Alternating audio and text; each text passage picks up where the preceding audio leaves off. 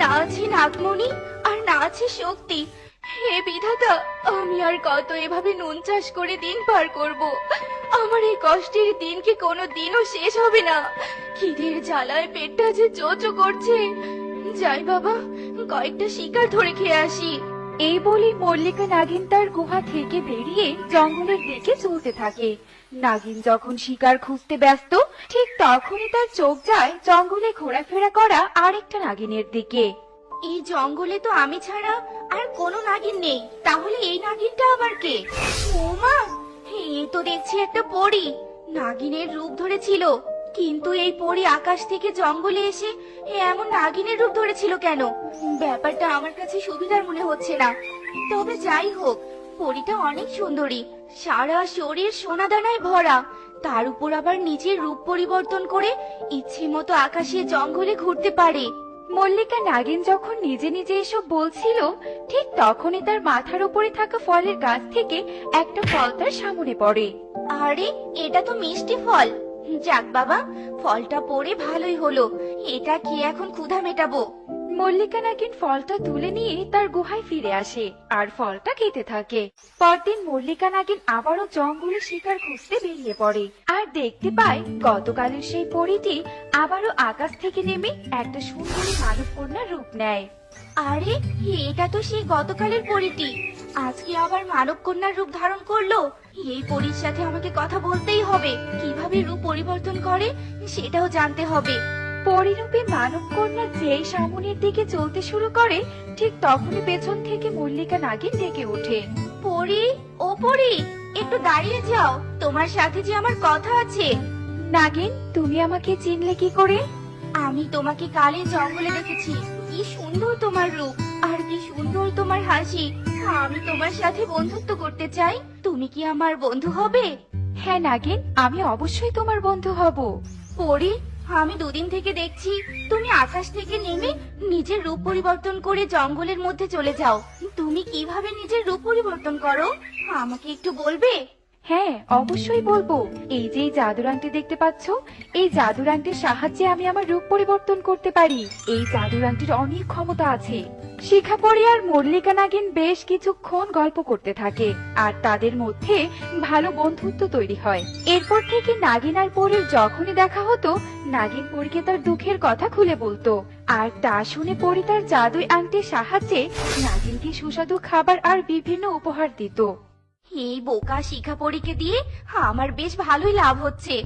আমি কোনো রকম নুন চাষ করা ছাড়াই দুবেলা পেট পুড়ে খেতে পারছি, আবার সুন্দর সুন্দর উপহারও পাচ্ছি। কাল থেকে এই বোকাপরীর সামনে আরো বেশি কাঁদুনি কাঁদবো। পরের দিন সকালে শিখাপরি আকাশ থেকে নেমে মানব কন্যার রূপ ধরে নাগিনের সাথে জঙ্গলের পথ দিয়ে হাঁটছিল। এমন সময় মল্লিকা নাগিন বলে, হাঁটতে হাঁটতে তো বেশ অনেক দূরে চলে এলাম শিখাপরি। এবার তুমি আমাকে একটা ছোট্ট টুনি পাখির রূপ ধারণ করে দেখাও দেখি। দাঁড়াও, এক্ষুনি দেখাচ্ছি। এই বলে শিখাপরি জাদুই আংটির সাহায্যে একটা টুনি পাখিতে পরিণত হয়। বাহ, তোমাকে দারুণ লাগছে দেখতে। আচ্ছা, তুমি কি এমন মন্ত্র বলে এই টুনি পাখিতে পরিণত হলে বলো তো একটু? হিরিং বিরিং তিরিং ছা, টুনি পাখির রূপ হয়ে যা। ও মা, এ তো দেখি খুবই সহজ। সহজ নয় বন্ধু, সহজ নয়। এই আংটির রূপ পরিবর্তনের জন্য এক একটা পরিবর্তনের জন্য এক একটা মন্ত্র জানা লাগে। যাকগে, তোমার মাথায় এসব ঢুকবে না। চলো সামনের দিকে যাই।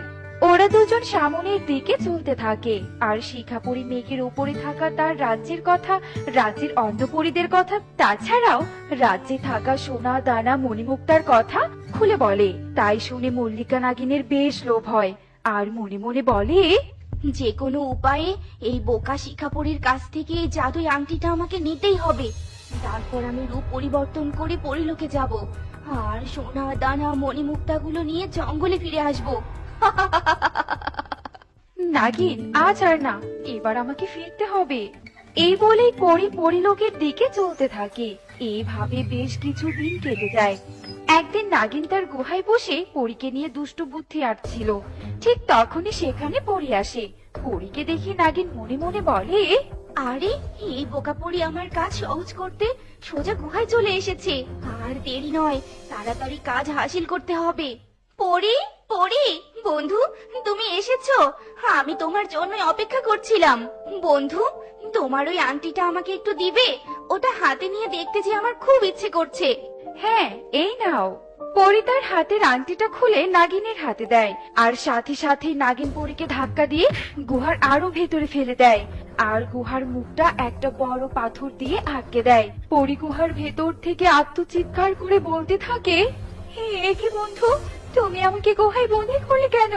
মুক্ত করো, আমাকে মুক্ত করো বলছি। আর আমার আংটি আংটি ফিরিয়ে দাও। আংটি ছাড়া যে আমার কোনো শক্তি কাজ করে না। খুলে দাও বন্ধু, খুলে দাও। এই আংটি আর তুই পাবি না। আজ থেকে এই আংটি আমার। এই বলে মল্লিকা নাগিন জাদুই আংটির সাহায্যে টুনি পাখির রূপ ধারণ করে। আর দেরি নয়, এক্ষুনি আমাকে পরিলোকে যেতে হবে। টনি রূপে মল্লিকা নাগিন পরিলোকের উদ্দেশ্যে উঠতে থাকে। অন্যদিকে টোনা ডাইনি বলতে থাকে, আজ আমি পরিলোকের সব সোনা দানা নিয়ে নিজের প্রাসাদে ফিরে আসব, আর আমি হয়ে যাব পরিদের চেয়ে অনেক ধনী, অনেক ধনী। কিছুক্ষণের মধ্যেই টোনা ডাইনি পরিলোকে প্রবেশ করে। আজকে আমার ভাগ্য অনেক ভালো, পুরো পরিলোক ফাঁকা। এই সুযোগে সবকিছু নিয়ে কেটে পড়ি। এই বলেই টোনা ডাইনি সোনা দানাগুলো নিতে থাকে। ঠিক তখনই সেখানে টুনি পাখি রূপে মল্লিকা নাগিন আসে। এই, কে রে? কে তুই? পরিলোকের সোনা দানা নিচ্ছিস কেন? এই সোনা দানা শুধু আমি নিব। রাখ ওসব, রাখ বলছি।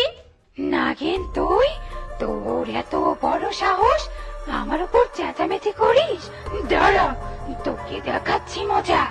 ডোনা ডাইনি তার হাতে থাকা জাদুই দণ্ড দিয়ে মল্লিকা নাগিনের উপর জাদু প্রয়োগ করে।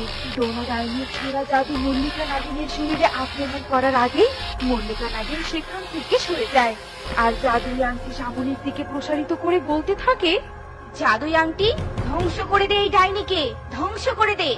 নাগিনের কথায় জাদুই আংটি কোনো প্রতিক্রিয়া দেখায় না।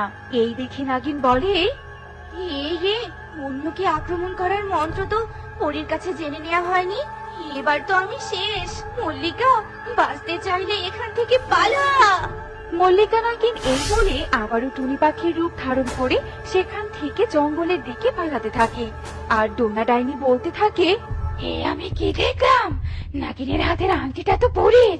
ওই ক্ষমতাধর আংটি একবার আমার হাতে পেলে সর্বশক্তির অধিকারী হয়ে যাব। ওই আংটি আমার চাই, চাই, চাই, চাই। নাগিন দাঁড়া, আমি আসছি। ডোনা ডাইনি ও নাগিনের পিছু পিছু পরিলোক থেকে জঙ্গলের দিকে ছুটতে থাকে। কিছুক্ষণের মধ্যেই টুনি রূপে নাগিন গুহার সামনে আসে, আর টুনির রূপ থেকে নাগিন রূপে ফিরে গুহার ভেতরে প্রবেশ করে। আর পরীকে বলতে থাকে, হ্যাঁ পরি, হ্যাঁ, এই আংটিটা দিয়ে অন্যকে আক্রমণ করার মন্ত্রটা বলতো। মন্ত্রটা শুনতে হলে ওই আংটিটা আমার হাতে দিতে হবে। আংটিটা আমার হাতে দাও, মন্ত্রটা বলছি। বোকা নাগিন পরীর চালাকি বুঝতে না পেরে আংটিটা পরীর হাতে তুলে দেয়। বল, বল, তাড়াতাড়ি বল, ওই ডাইনিকে আমার আক্রমণ করতে হবে। বিশ্বাসঘাতিনী, তোকে মন্ত্র বলবো না, বরং তোকে আমি কঠোর থেকে কঠোরতম শাস্তি দিব। এই বলে শিখা পরি জাদুই আংটিটা সামনে রেখে মন্ত্র বলতে থাকে, আর সাথে সাথে মল্লিকা নাগিন একটা ছোট বৃক্ষে পরিণত হয়।